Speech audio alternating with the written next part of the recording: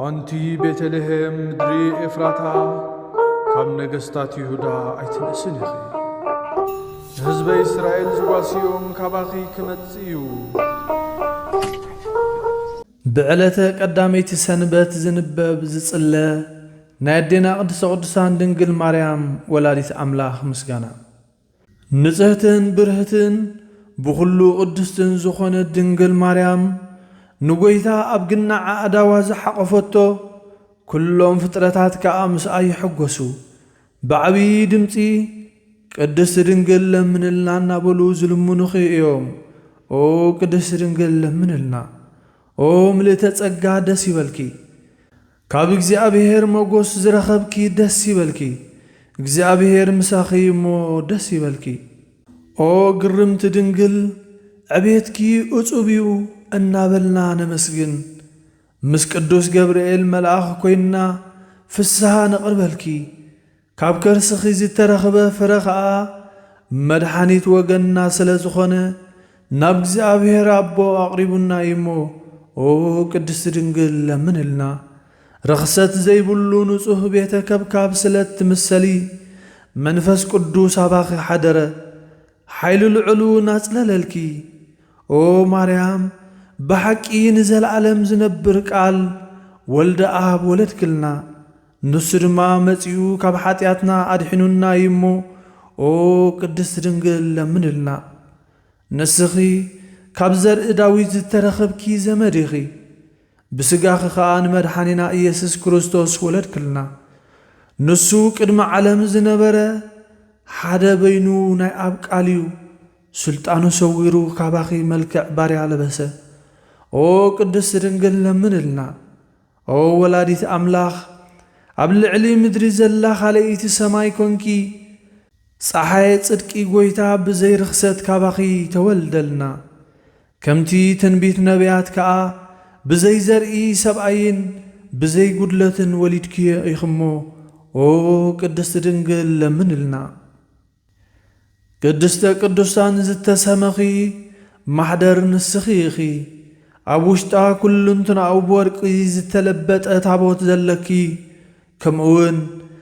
ናይ ኪዳን ጽላትን ሕቡእ መና ዝሓዘት መሰበ ወርቅን ዘለኪ ኢኺ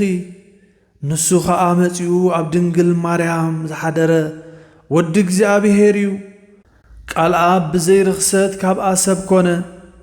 ነቲ ምስጋና ዝመልኦ ንጉስ ኣብዚ ዓለም ወለደቶ መጺኡ ኸዓ ኣድሓነና ኣደ ነባቢ በጊዕ ገነት ተሓጐሲ ንዘለዓለም ዝነብር ወልደ ኣብ ድማ መጺኡ ካብ ኃጢአትና ኣድሒኑና ይሞ ኦ ቅድስት ድንግል ለምንልና ኣደ ንጉስ ክርስቶስ ተሰሚኺ ንዕኡ ምስ ወለድኪ ኸዓ ብድንግልናን ንጽህናን ነበርኪ ብኽንገር ዘይከኣል ምስጢር ንኣማኑኤል ወለድኪዮ ስለዚ ንሱውን ብዘይ ጉድለት ወይ ድማ ጥፍኣት ሓሊኪ እሞ ኦ ቅድስት ድንግል ለምንልና እግዚአብሔር ኣብ ልዕሊኡ ተቐሚጡ ከሎ ያዕቆብ ዝረአያ መሳልል ንስኺ ኢኺ ብኹልንትናኡ ክምርመር ዘይከኣል ኣምላኽ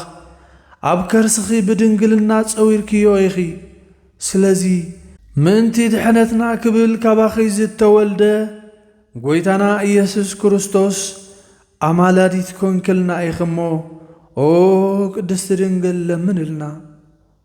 ኦ ብርኽቲ ንጽህቲ ኣዳራሽ እነሆ ጐይታ ብብዝሒ ምሕረቱ ንዝፈጠሮ ኹሉ ዓለም ንኽድሕን ካባኺ ተወልደ ንዕኡ ድማ ነመስግኖን ንወድሶን ንሱ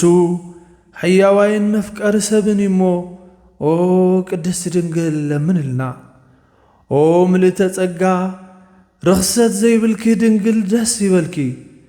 ክብረት ኩሉ ዓለም ዝኾንኪ ጽሪት ብርለ ዘይትጠፍእ ብርሃን ዘይትፈርስ መቕደስ